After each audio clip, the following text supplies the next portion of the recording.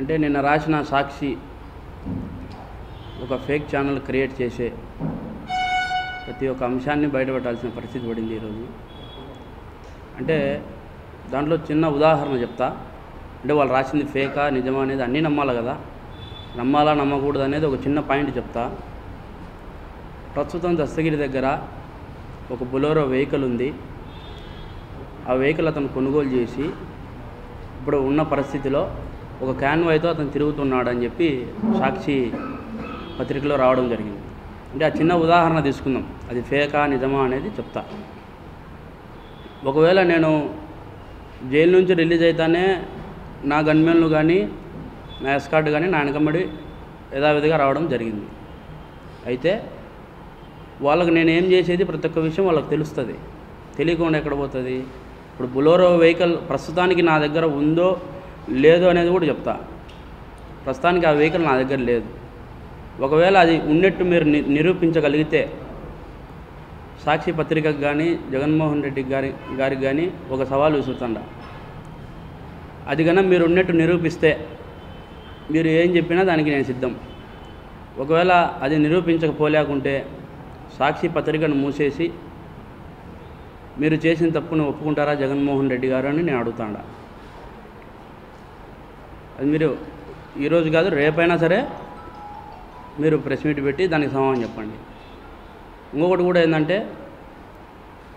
నన్ను పూర్తి స్థాయిలో భయభ్రాంతులకు గురి చేసింది వైఎస్ జగన్మోహన్ రెడ్డి గారు, వైఎస్ భాస్కర్ రెడ్డి గారు, వైఎస్ అవినాష్ రెడ్డి గారు, దేవిరెడ్డి శివశంకర్ రెడ్డి గారు, మొన్న ఈ మధ్యన దేవిరెడ్డి చైతన్య రెడ్డి గారు.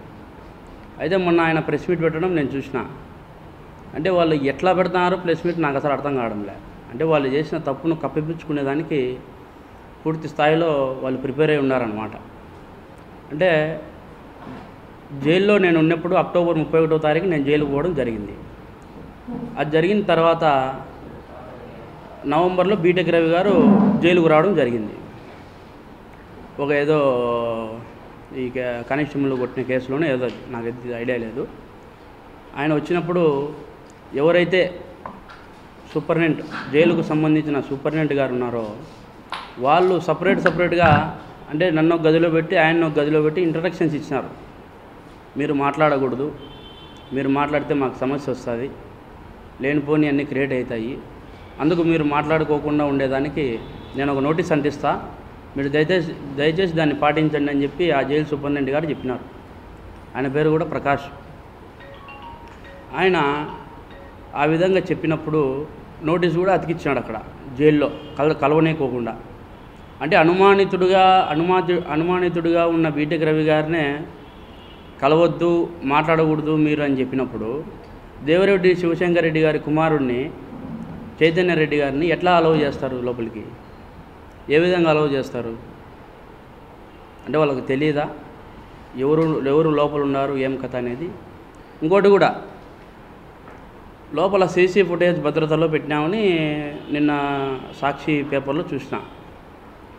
ఇప్పుడు నేను అడుగుతాండా, నేను అక్టోబర్ 31వ తారీఖు నుంచి నేను రిలీజ్ అయ్యేంత వరకు వాళ్ళు ప్రతి ఒక్క రోజు వీడియో భద్రపరచాలి. అంటే ఫీడ్ చేసుకోవాలి. వాళ్ళు ఎందుకు ఫీడ్ చేయలేదు అనేది నేను డిమాండ్ చేస్తాను. ఇంకొకటి కూడా, అది డిలేట్ అయిపోయి ఉంటుంది, 15 రోజులకు వెళ్ళిపోయి ఉంటుందని వాళ్ళు చెప్తూ ఉంటారు.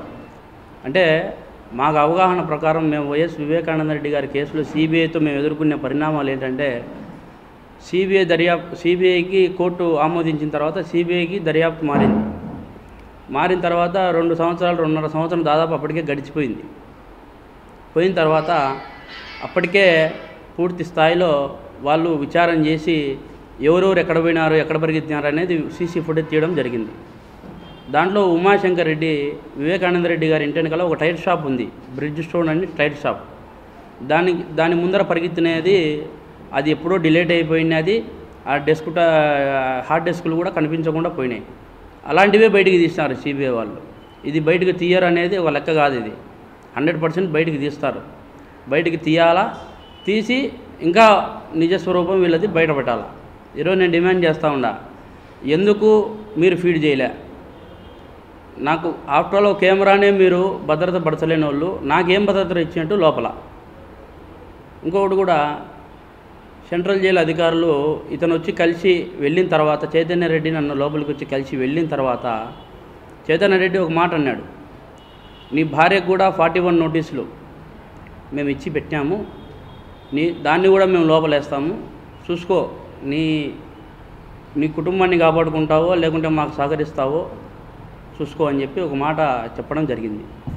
అంటే ఆయన అనే మాట ఏమని, అతను 10-15 సార్లు కోర్టుకు పోయినాడు కదా, జడ్జి గారి ముందర ఎందుకు చెప్పలే అనే పాయింట్ అతను రైట్ చేసినాడు. దానికి జవాబు చెప్తా. ఇప్పుడు నేను కోర్టుకు పోతా, జడ్జి గారి ముందర చెప్తా, చెప్పిన తర్వాత ఆ తర్వాత జరిగే పరిణామాలు నేను ఎదుర్కోవాలి కదా. అంటే నేను బయట ఉండి మాట్లాడడం వేరు, నా భార్య ఒక్కతే నా బెయిల్ కోసం తిరిగే పరిస్థితి, ఎవరు కూడా నాకు సపోర్ట్ చేయలే. నా భార్య పస్తులో అస్తులో ఉండి పూర్తి స్థాయిలో తిరిగి అంతా ఇబ్బందులు పడే పరిస్థితి. ఆ పాపకు ఆల్రెడీ 41 నోటీసులు కూడా ఇచ్చి పెట్టినారు. ఎప్పుడెప్పుడు అరెస్ట్ చేయాలా, దస్తగిరిని ఏ దానికి అరెస్ట్ చేయాలా, ఏం కథ అనేది. దానికి 41 నోటీసులు ఎందుకు ఇచ్చి పెట్టినారో కూడా దానికి జవాబు చెప్తా. ఇప్పుడు పులివెందుల్లో వైఎస్ఆర్సీపీ సంబంధించిన వైఎస్ మనోహర్ రెడ్డి, అంటే వైఎస్ భాస్కర్ రెడ్డి తమ్ముడు, వైఎస్ మనోహర్ రెడ్డికి రైట్ హ్యాండ్గా ఉన్న రాజశేఖర రెడ్డి అనే అతను కౌన్సిలర్ నా ఏరియాకు సంబంధించి. అతను నా భార్య దగ్గరికి పోయి, నీ భర్తను జైల్లోనే చంపేస్తాము, చూసుకో, నీ భర్త ఇబ్బంది పడుకొని ఉండాలంటే మేము డబ్బులు ఇస్తాము, దానికి లొంగండి, మీకు కావాలంటే ఓఎస్డీ ఆఫీస్లో 20 కోట్ల రూపాయలు డబ్బు